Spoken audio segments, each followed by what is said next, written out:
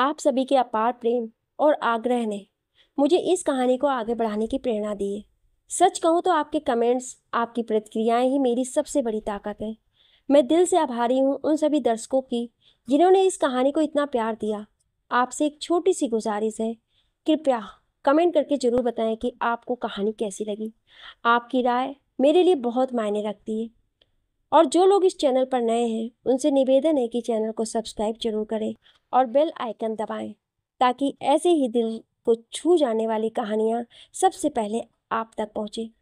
आपका साथ ही मेरी सबसे बड़ी सफलता है। चलिए अब चलते हैं कहानी की अगली कड़ी की ओर। स्वयं इधर उधर मौके की तलाश में रहा और जैसे ही देखा कि सबका ध्यान उस पर नहीं है तो वो एकदम से शहनाज को पकड़कर एक साइड पे ले गया।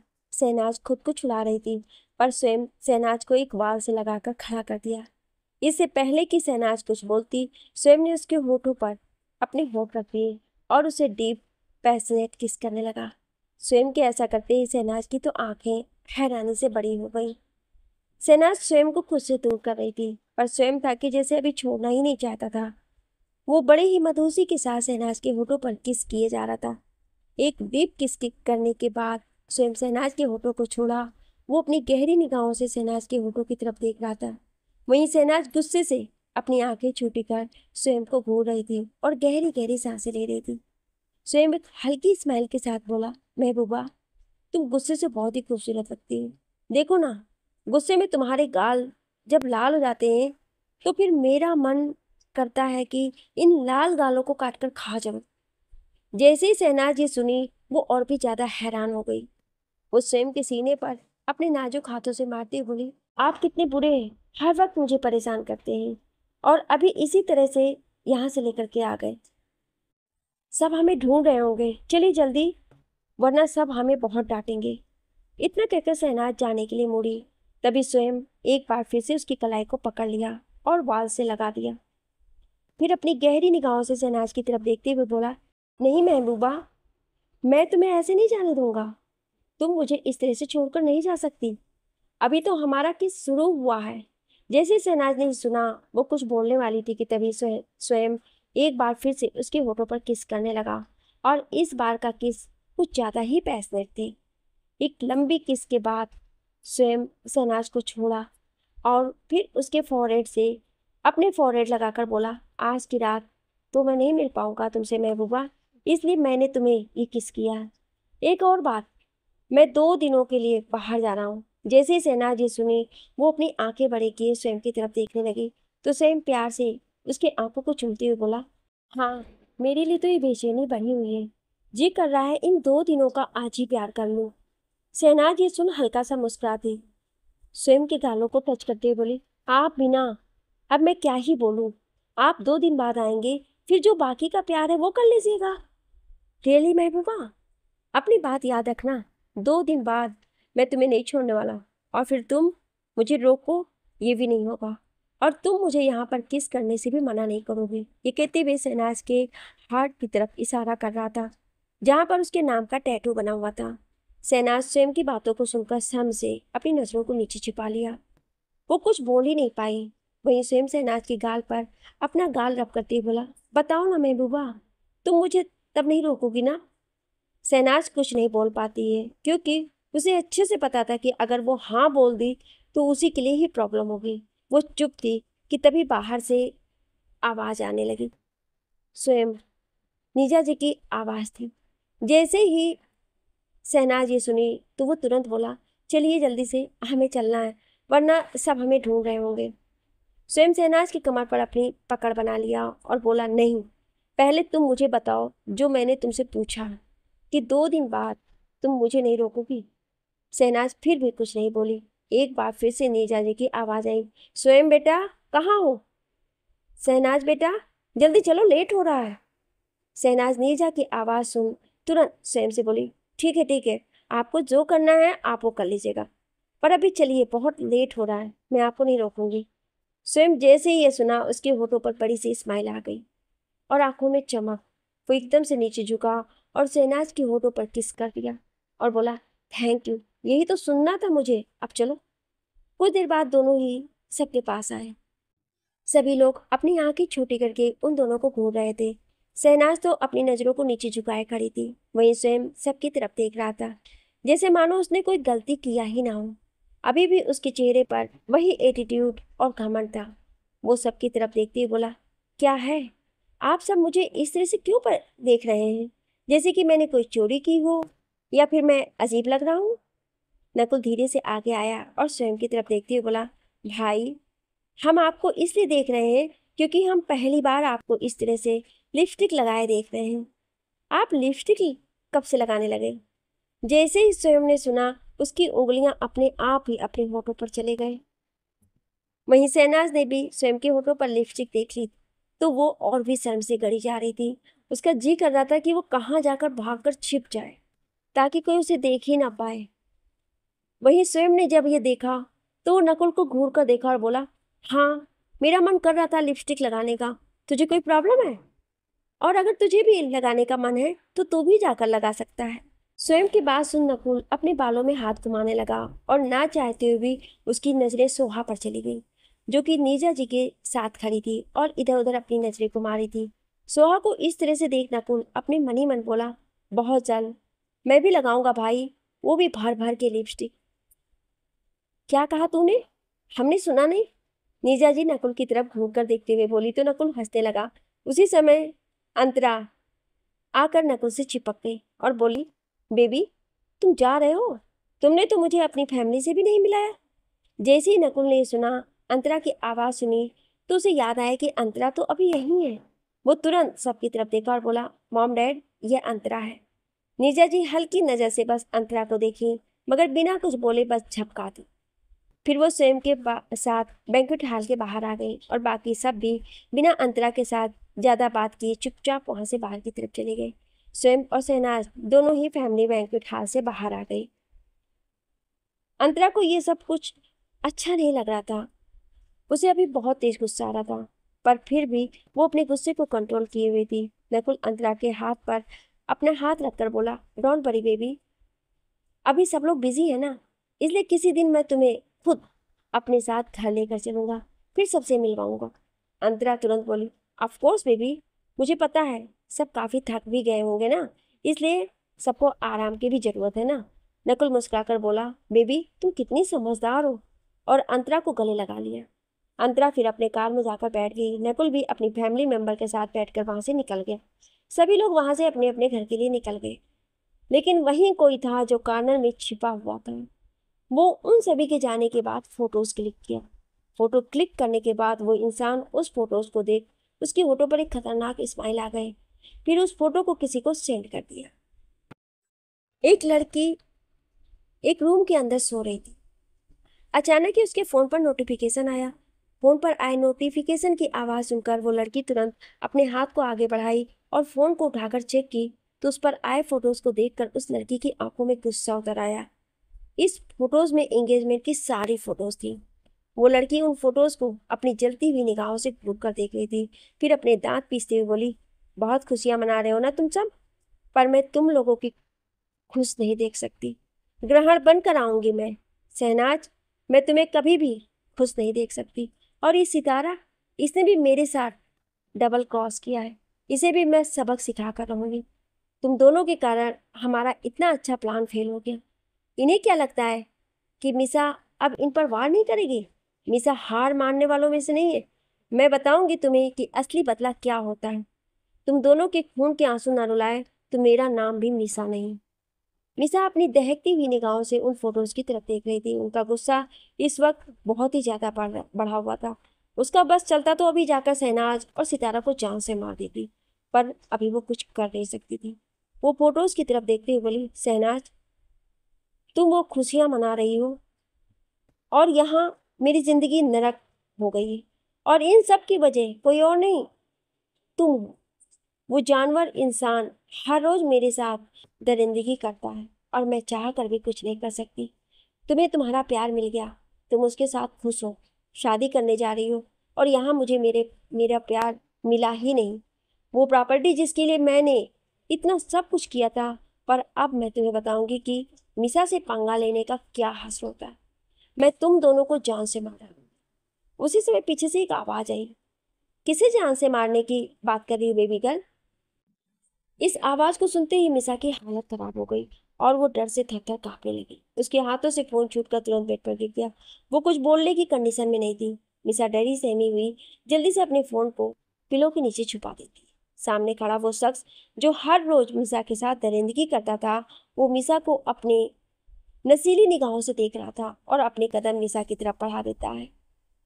मिसा जैसे जैसे उस शख्स के कदम खुद की तरफ आते हुए देख रही थी, उसके दिल की धड़कनें बढ़ती जा रही थी। उसके होंठ बुरी तरह से कांपने लगे थे। वो जैसे ही देखती है कि वो शख्स उसके बिल्कुल करीब आ गया और उसकी तरफ झुक रहा है, तो मिसा अपनी घबराई हुई आवाज में बोली, प्लीज आज नहीं, मैं बहुत ज्यादा थक गई हूँ। मुझे अभी भी अपनी बॉडी में बहुत पेन हो रहा है, आज के लिए तो छोड़ दो। पर वो शख्स नहीं रुका। वो मिसा के ऊपर आ गया और बोला, बिल्कुल नहीं छोड़ सकता, क्योंकि एक हफ्ते के लिए मैं बाहर जा रहा हूँ, तो अब एक हफ्ते की कसर तो पूरी करके रहूंगा। ये सुनकर मिसा की आंखें नम हो गईं और उसकी आंखों से आंसू गिरने लगे। वो अपनी कांपती हुई आवाज में बोली, ठीक है, दोबारा ऐसा नहीं करूंगी।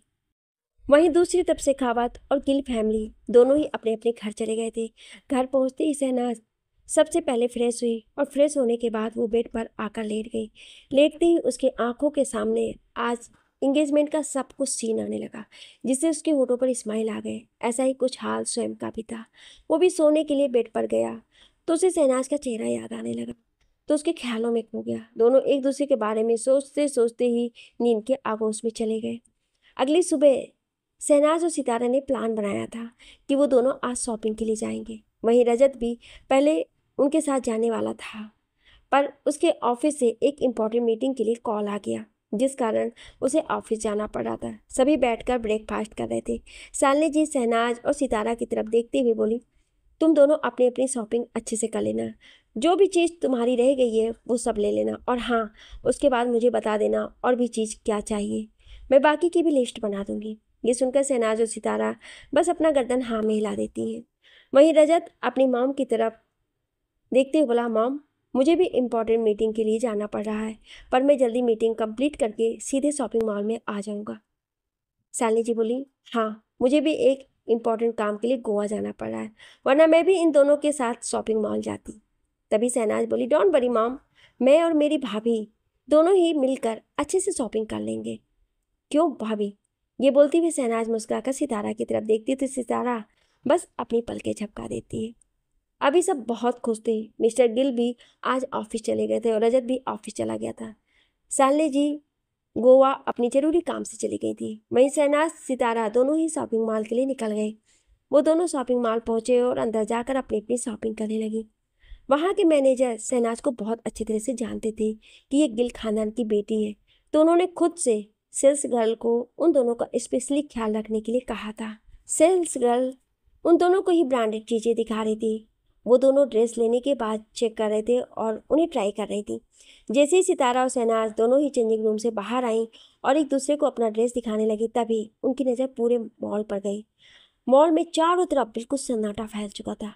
अब तक मॉल में कोई नहीं था। वो दोनों थोड़ी हैरान हो गई। फिर वो दोनों चारों तरफ दे जाकर चेक करने लगी, तो इस वक्त मॉल में कोई नहीं था, यहाँ तक कि मॉल का मैनेजर भी नहीं था। ये देखकर सितारा और शहनाज को थोड़ा अजीब लगा। सितारा शहनाज की तरफ देखते हुए बोली, अचानक से मॉल एकदम से खाली कैसे हो गया, और सिर्फ हम लोग ही क्यों बचे हैं? अगर ऐसा कोई सिचुएशन आया होगा कि कोई प्रॉब्लम है या फिर कुछ इमरजेंसी आ गई होगी, तो ये लोग हमें तो इन्फॉर्म करते, पर ये लोग खुद चले गए और हमें बताया तक नहीं। शहनाज भी थोड़ा परेशान होते हुए बोली, हाँ, यू आर राइट, आप सही बोल रहे हो, यहाँ पर कोई भी नहीं है, सिर्फ हम दोनों के अलावा। आखिर सब कहाँ जा सकते हैं? शहनाज आवाज़ लगाते हुए बोली, मैनेजर मैनेजर, कोई है? लेकिन किसी की आवाज़ नहीं आई। दोनों को ही डर लगने लगा। दोनों एक दूसरे की तरफ देखती हैं और जल्दी से सारे सामान को वहीं रखकर तेजी से डोर की तरफ भागती हैं। जैसे ही दोनों डोर के पास पहुंची, डोर लॉक था। ये देख दोनों ही हैरान हो गई। डर के कारण दोनों के ही माथे पर पसीना उभर आया था। तभी पीछे से आवाज़ आई, इतनी भी क्या जल्दी है जाने की, हमसे भी तो मिल लीजिए। जैसे ही इस आवाज़ को दोनों ने सुना, तो दोनों ही घबराकर पीछे मुड़कर देखे, तो सामने खड़े शख्स को देख शहनाज की आंखें फटी की फटी रह गईं। वो गुस्से से बोली, तुम और यहाँ? वहीं सितारा को कुछ समझ नहीं आ रहा था, वो कंफ्यूज थी। तभी उस शख्स ने अपने हाथ में पकड़े रुमाल को दोनों के चेहरे पर रखा। सितारा और शहनाज दोनों ही 1 मिनट में बेहोश हो गई। दोनों को इस तरह से बेहोश होते देखकर उस शख्स के होठों पर एक खतरनाक स्माइल आ गई। वहीं दूसरी तरफ स्वयं ऑफिस में बैठा हुआ था और सारे काम जल्दी जल्दी खत्म कर रहा था, क्योंकि 1 घंटे बाद उसकी फ्लाइट थी। वो ऑफिस में बैठा चेयर पर काम कर रहा था कि अचानक से उसे बेचैनी और घबराहट सी होने लगी। वो समझ नहीं पाया कि उसके साथ अचानक सा ऐसे क्यों हो रहा है।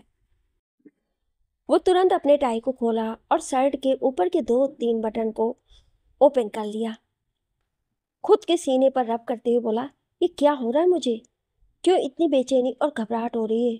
उसी समय राघव वहां आया और एक नज़र स्वयं की तरफ देखते हुए बोला, सर, हमें थोड़ी देर में निकलना है। राघव की आवाज़ सुनकर भी स्वयं पर कोई असर नहीं पड़ा। वो अभी भी बेचैनी से अपने सीने पर हाथ चला रहा था। उसने एकदम से अपने टाई को लूज किया और गहरी गहरी सांस लेने लगा। वो गहरी सांस लेते हुए खुद में बड़बड़ाया, क्या हो रहा है? कहीं मेरी महबूबा? नो, ऐसा नहीं हो सकता है। ये बोलते हुए स्वयं ने जल्दी से अपना फ़ोन निकाला और शहनाज को कॉल कर दिया। वहीं सामने राघव स्वयं को देख रहा था। उसे समझ नहीं आ रहा था कि अचानक से स्वयं को क्या हो गया है, पर वो कुछ पूछता नहीं है, बस स्वयं का इंतजार कर रहा था कि स्वयं क्या बोलता है। स्वयं लगातार शहनाज को कॉल कर रहा था, पर उसका कॉल नहीं लग रहा था, जिससे स्वयं की बेचैनी और बढ़ गई। वो एकदम से अपने हाथ में पकड़े फ़ोन को टेबल पर फेंकते हुए बोला, ये क्या हो रहा है? महबूबा का कॉल क्यों नहीं लग रहा है? आखिर बात क्या है? कहीं महबूबा किसी प्रॉब्लम में तो नहीं है? स्वयं अपने सिर पर 2 उंगलियों से रब करने लगा। उसे इस वक्त घबराहट सा हो रहा था। फिर कुछ सोच स्वयं ने तुरंत रजत को कॉल किया, पर रजत अभी इंपॉर्टेंट मीटिंग में था, इसलिए उसने भी कॉल पिक नहीं किया। अब स्वयं को बहुत तेज गुस्सा आने लगा और राघव की तरफ देखते बोला, राघव, पता करो महबूबा कहाँ है। जैसे ही राघव ने सुना तो वो बोला, लेकिन सर, हमें तो अभी निकलना है ना। स्वयं राघव की बात सुन उसे घूर कर देखता है तो राघव हड़बड़ा गया और जल्दी से स्वयं को देखते हुए बोला, ओके, मैं भी पता करता हूँ कि भाभी कहाँ है। इतना कहकर राघव तुरंत केबिन से बाहर निकल गया। करीब 1 घंटे बाद एक बंद फैक्ट्री के अंदर 2 लड़कियां चेयर पर बंधी हुई थी। दोनों ही बेहोशी की हालत में थी। धीरे धीरे उनकी आंखें खुलने लगी। वो दोनों लड़कियां कोई और नहीं, शहनाज और सितारा थी। शहनाज की जैसे ही आंखें खुली, वो अपनी नजरें चारों तरफ घुमाकर देखती है तो वो खुद को इस तरह से अनजान जगह पर पाकर घबरा गई। वो उठने की कोशिश करने लगी, पर तभी उसका ध्यान गया कि उसके हाथ पैर दोनों बंधे हुए हैं। ये देख शहनाज चिल्लाते हुए बोली, कौन है? खोलो मुझे, खोलो, कोई है? पर किसी ने कोई आवाज नहीं दिया। वहीं सितारा शहनाज के इस तरह चिल्लाने पर वो धीरे धीरे होश में आने लगी थी। होश में आने पर सितारे ने जब खुद को इस तरह से देखा तो वो हैरान थी। उसे ना जाने क्यों कोई डर सताने लगा। अचानक उसके कानों में धनुष की कई बातें गूंज रही थी, जिससे कि उसने कहा था, तुम्हारे चेहरे का वो हंस करूंगा कि तुम मिरर में खुद को पहचान भी नहीं पाओगी। बहुत शौक है ना मास्क लगाने का? ऐसा हाल करूंगा कि कोई मास्क तुम्हारे चेहरे पर फिट नहीं बैठेगा। ये याद आते ही सितारा की सांसें भारी होने लगी और डर के कारण उसके माथे पर पसीना उभर आया। जैसे ही शहनाज की नजर सितारा पर पड़ी, वो थोड़ी तेज आवाज में बोली, भाभी। पर सितारा कोई रिएक्ट नहीं की। तभी शहनाज चिल्लाते हुए बोली, सितारा, होश में आओ, क्या हो गया तुम्हें? सितारा, जिसकी सांसें बढ़ी हुई थी, वो इस तरह से शहनाज के चिल्लाने पर अपने सेंस में वापस आ गई। उसकी आंखों से आंसू गिरने लगे और रोते हुए बोली, वो मुझे डर लग रहा है, कहीं उस धनुष ने तो हमें किडनैप नहीं किया। शहनाज ने जब ये सुना तो उसे भी थोड़ा अजीब लगा, पर तभी उसे याद आया कि मॉल में जिस शख्स को उसने देखा था वो धनुष नहीं, कोई और था। शहनाज सितारा की तरफ देखते बोली, नहीं, वो धनुष नहीं था, मैं उसे जानती हूँ कि वो कौन है। वहीं सितारा शहनाज की तरफ इस तरह से देखने लगी जैसे कि वो पूछ रही हो, तो फिर बताओ अब कौन नया नमूना आ गया है। वहीं शहनाज कुछ बोलती उससे पहले ही उस फैक्ट्री का डोर ओपन हुआ। वहां पर एक साथ कई लोग आ गए। सारे आदमी उन दोनों को चारों तरफ से घेर कर खड़े हो गए। तभी एक आदमी बड़ी स्टाइल के साथ चलते हुए वहां आया और वहां आकर शहनाज और सितारा के सामने खड़ा हो गया। शहनाज उसे गुस्से से घूर रही थी। तभी वो लड़का शहनाज की तरफ देखते हुए बोला, क्यों स्वयं की महबूबा, सुन रहा हूँ कि शादी करने जा रही हो तुम दोनों, पर मैं कभी भी स्वयं को खुश नहीं देख सकता। तो तुम्हें मरना होगा शहनाज गिल, क्योंकि तुम्हारे मरने के बाद ही स्वयं को दर्द होगा। उसको भी वही तड़प होगी जो मैंने महसूस किया है। शहनाज अजीब तरह से उस लड़के की तरफ देख रही थी। वो तुरंत उस लड़के से बोली, कहना क्या चाहते हो तुम? ऐसा भी क्या कर दिया स्वयं ने तुम्हारे साथ? शुरू से मैं तुम्हें देखते आई हूँ, तुम कॉलेज में हमेशा उससे पंगे लेते हो, हमेशा उससे लड़ते रहते हो, जबकि उसकी तो कोई गलती भी नहीं होती। उसके जैसा इंसान तो शायद ही कोई होगा। इतने अच्छे हैं वो, और अब मैं एक शब्द भी नहीं सुन सकती उनके खिलाफ। शहनाज की बात सुनकर सामने खड़ा लड़का गुस्से से तिलमिला उठा। वो तेज आवाज में चिल्ला कर बोला, shut up, just shut up Shehnaaz Gill. कोई अच्छा नहीं है वो तुम्हारा स्वयं शेखावत। उसने मुझसे, मेरे प्यार, मेरी मोहब्बत को मुझसे दूर किया। पहले तो उसे अपने प्यार की जाल में फंसाया, फिर उसका फायदा उठाकर उसे छोड़ दिया। उसके कारण मेरी मोहब्बत ने अपनी जान दे दी। शहनाज उस लड़के की बात सुन हैरान रह गई। वो अपनी आंखें बड़ी किए उस लड़के की तरफ देख रही थी। शहनाज को तो उस लड़के की कहे बातों पर बिल्कुल भी यकीन नहीं हो रहा था। वहीं सितारा भी उस लड़के की बात सुनकर शॉक्ड में थी। शहनाज उस लड़के की तरफ देखकर बोली, क्या बकवास कर रहे हो तुम? ऐसा नहीं हो सकता है, तुम झूठ बोल रहे हो। वो लड़का शहनाज की बात सुन गुस्से से बोला, कोई झूठ नहीं बोल रहा हूं मैं। तुम्हारे उस स्वयं के कारण ही मेरी मोहब्बत मर गई, और अब उसकी मोहब्बत यानी कि तुमको भी मैं जान से मार डालूंगा। ये बोलती हुए उस शख्स ने तुरंत ही पैंट की पॉकेट से गन निकाला और शहनाज की तरफ पॉइंट कर दिया। ये देखकर शहनाज और सितारा दोनों की ही सांसें एकदम से रुक गई। दोनों ही डरी और सहमी निगाहों से सामने खड़े लड़के की तरफ देख रही थी। अभी शहनाज कुछ बोल पाती उससे पहले ही उस लड़के ने गन का ट्रिगर दबा दिया और कुछ सेकंड में गोली की आवाज वहां पर गूंज उठी। शहनाज और सितारा की एक तेज चीख निकल गई। शहनाज और सितारा दोनों ही डर के कारण अपनी आंखों को बंद किए हुए थी। दोनों की हिम्मत नहीं थी कि आंखें खोलकर सामने देख सके। जब उन्हें अपने शरीर पर कोई दर्द महसूस नहीं हुआ तो दोनों धीरे धीरे अपनी आंखें खोलकर सामने देखती हैं, तो वहां का नजारा ही कुछ और था। इस वक्त सामने एक लड़की उस लड़के के हाथों को ऊपर की तरफ उठा रही थी, जिससे वो गोली शहनाज को नहीं लगी। शहनाज उस लड़की को देख गुस्से से बोली, मिसा तुम? मिसा उस लड़के के हाथ को छोड़ती और बोली, हाँ मैं। क्यों?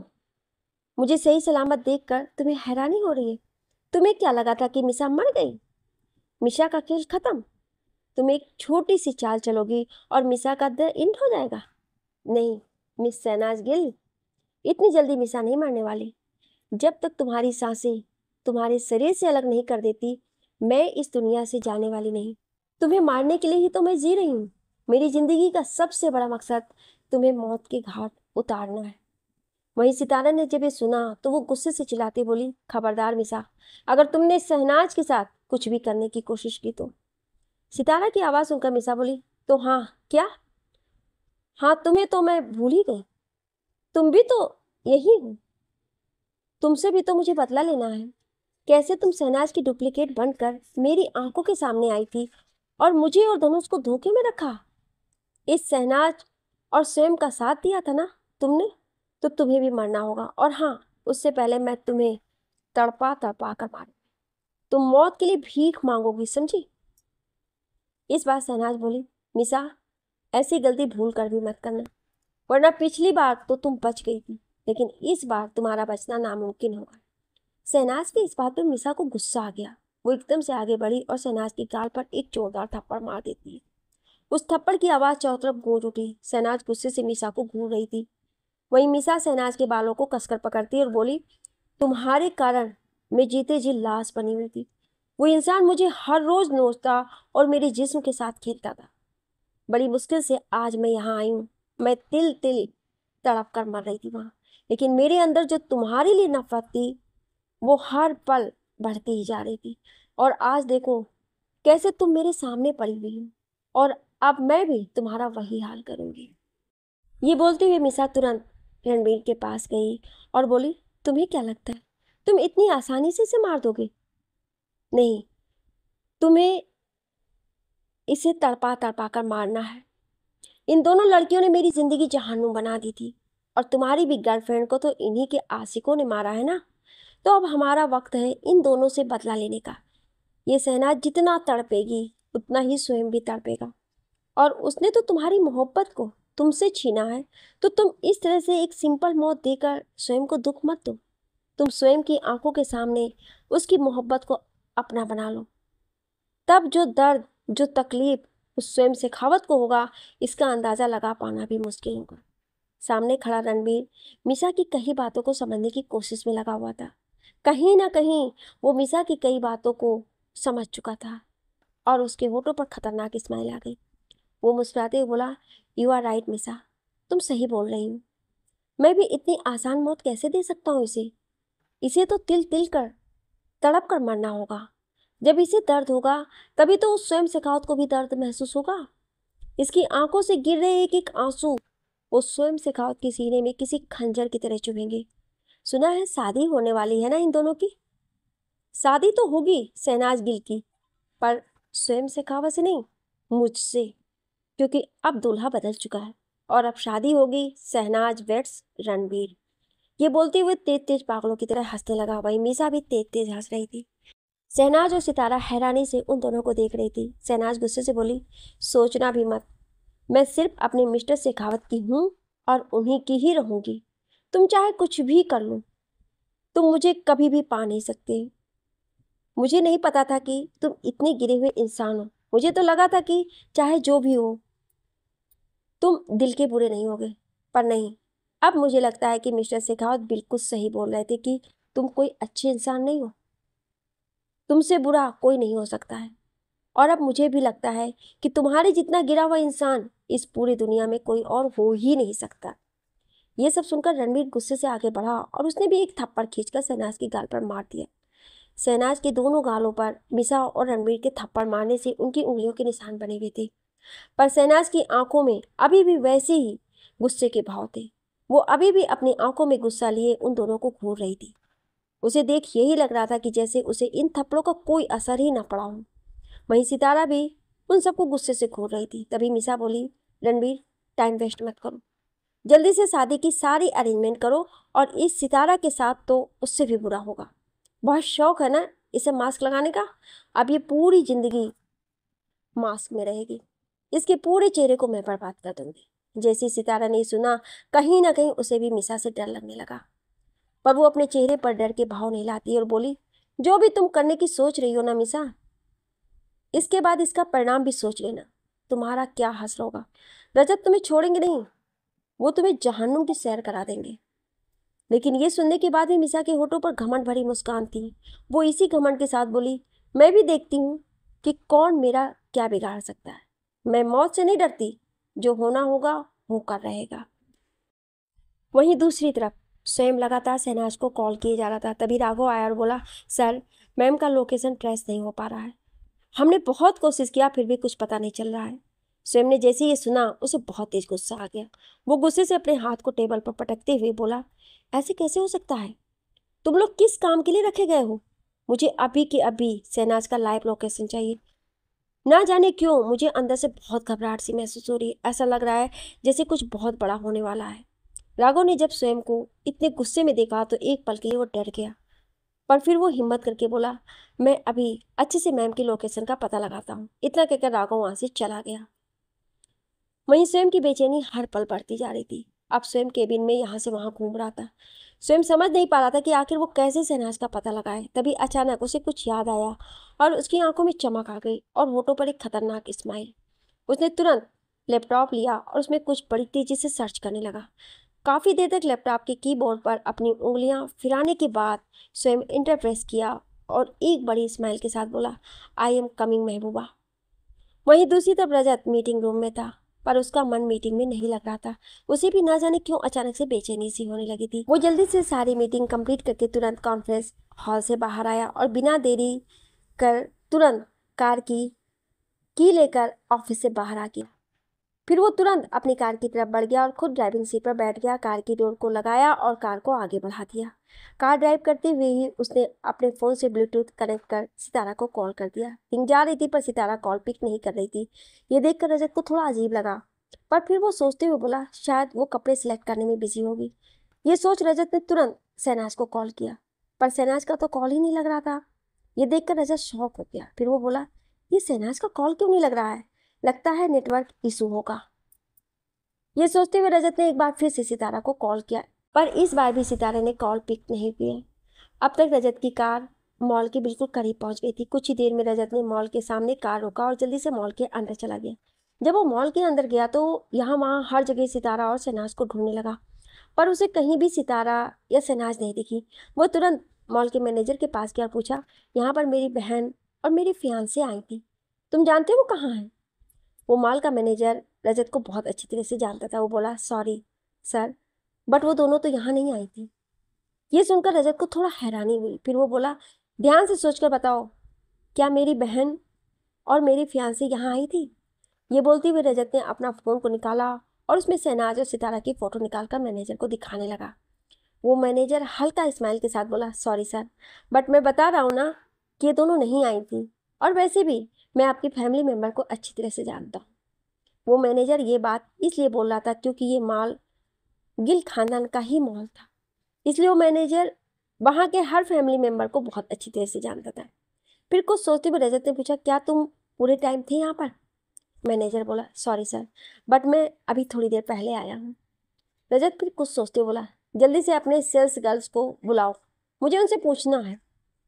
कुछ देर में वहाँ सारी सेल्स गर्ल आकर खड़ी हो गई और रजत एक एक करके सभी को सितारा और शहनाज की फोटो दिखाने लगा, पर वो सभी इनकार कर रही थी। जैसी सारी गर्ल्स बोली, नो सर, हमने इन्हें नहीं देखा है। ये सुनकर रजत के मुंह से निकला, what, how can is this possible? फिर वो कुछ सोचकर रजत तुरंत अपनी मॉम को कॉल किया।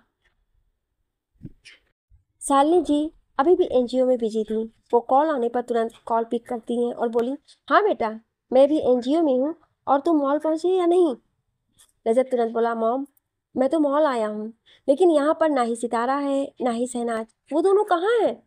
शालिनी जी बोली, नहीं, वो दोनों तो अभी घर नहीं पहुँची हैं, क्योंकि अभी अभी मेरी बात हुई है घर पर। सरमेन ने बताया कि इस वक्त घर पर कोई नहीं है। अब रजत को कुछ समझ नहीं आ रहा था कि आखिर ये दोनों कहाँ चले गए। वहीं शालिनी जी भी थोड़ी घबरा गई थी। वो बोली, पर शहनाज और सितारा कहाँ जा सकती हैं? वो इतना बोल ही रही थी कि रजत ने कॉल कट कर दिया। वहीं शालिनी जी को बेचैनी से बोली, ना जाने मेरी फैमिली को किसकी नज़र लग गई है। परेशानियां हैं कि जाने का नाम ही नहीं ले रही हैं। भगवान, मेरी दोनों बच्चियों को कुछ मत होने देना। रजत गुस्से से मॉल से बाहर आया। उसे समझ नहीं आ रहा था कि वो कैसे उन दोनों का पता लगाए, पर कहीं ना कहीं उसे आभास हो गया था कि कुछ तो ऐसा है जो उससे छूट रहा है। उसी वक्त रजत का फ़ोन बजने लगा। रजत फ़ोन पर फ्लैश हो रहे नंबर को देखकर तुरंत कॉल पिक किया। दूसरी तरफ से कुछ ऐसा कहा गया जिसे सुनकर रजत की आंखें हैरानी से बड़ी हो गई। वहीं उस बंद फैक्ट्री के अंदर शादी की अरेंजमेंट हो गई थी।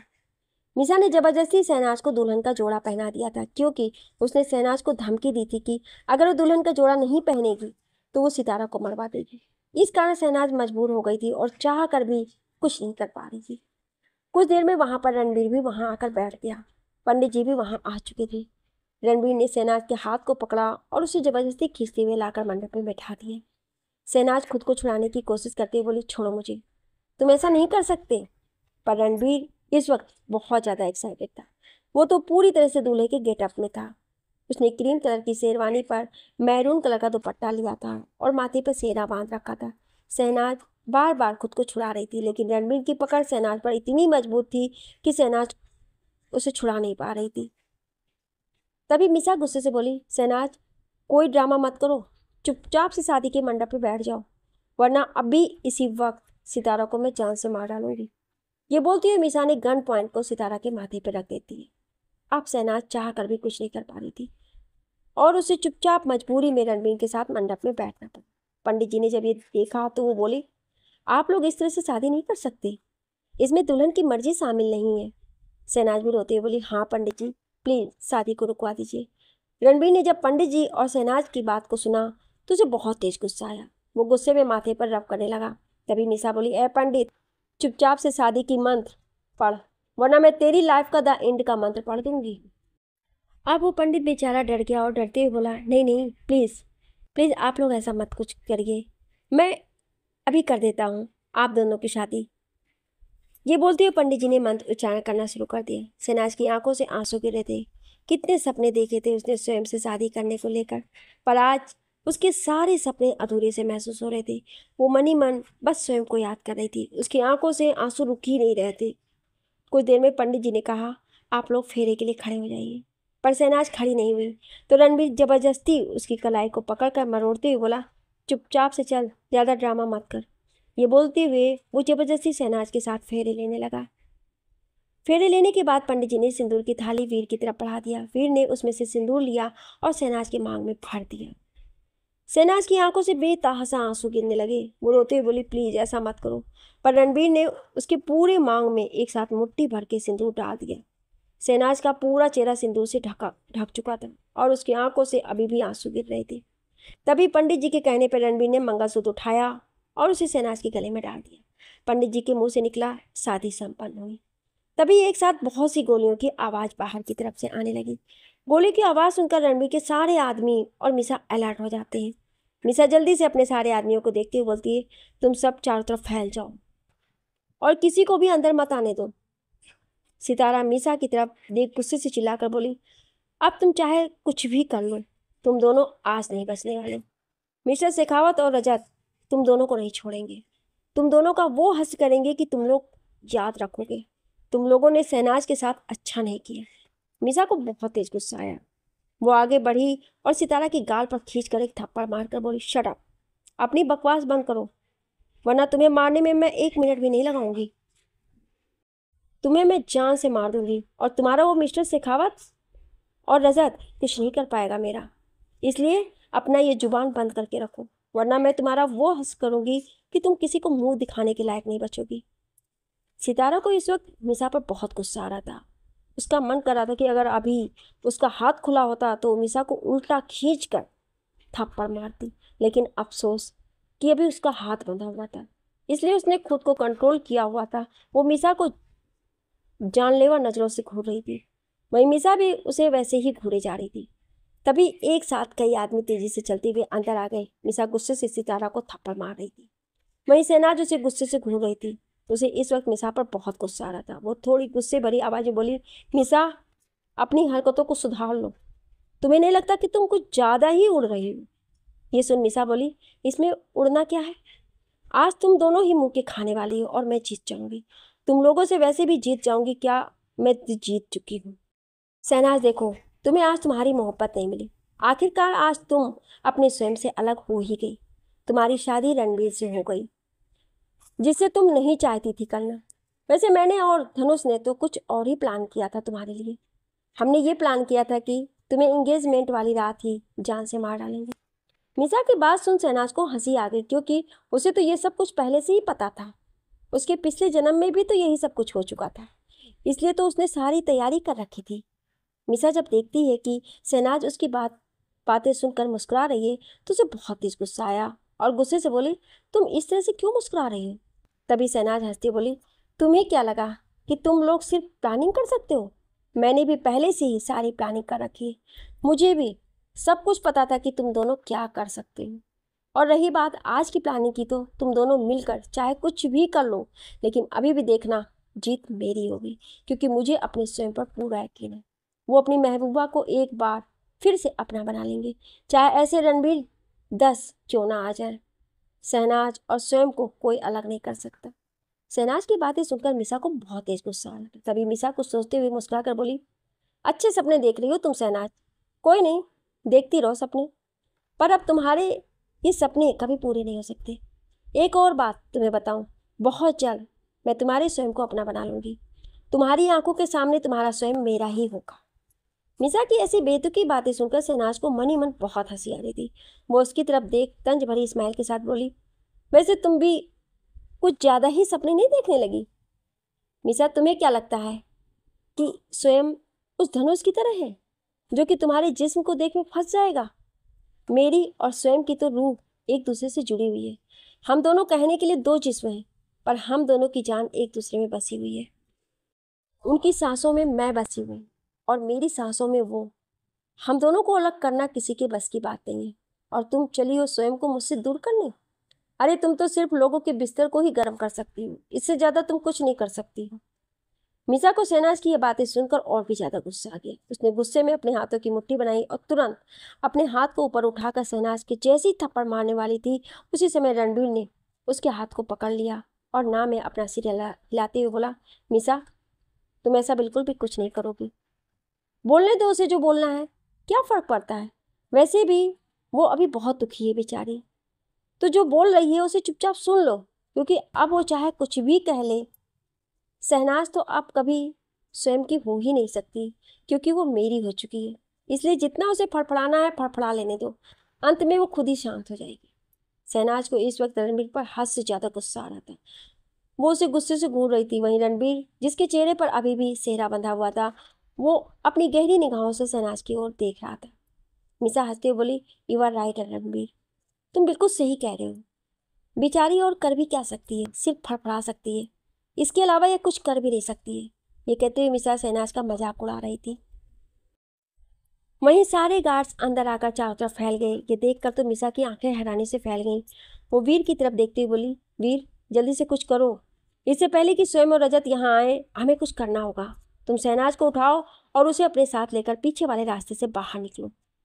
रणबीर ने ये सुना तो सर हाँ में हिला दिया। उसने शहनाज का हाथ पकड़ा, तभी शहनाज एक झटके में उसे खुद से दूर करते बोली, दूर रहो मुझसे, बहुत कर लिया तुमने मनमानी, स्वयं तुम्हें जिंदा नहीं छोड़ेंगे। उसी समय रजत वहां पर आया। उसके हाथ में गन था। उसने गन को ऊपर की तरफ उठाया और फायर करते हुए बोला, अपनी जगह से कोई हिलेगा नहीं, वरना मैं तुम सबको यहीं मार डालूंगा। जैसे ही मिसा ने यह सुना, वो अपनी जगह पर रुक गई।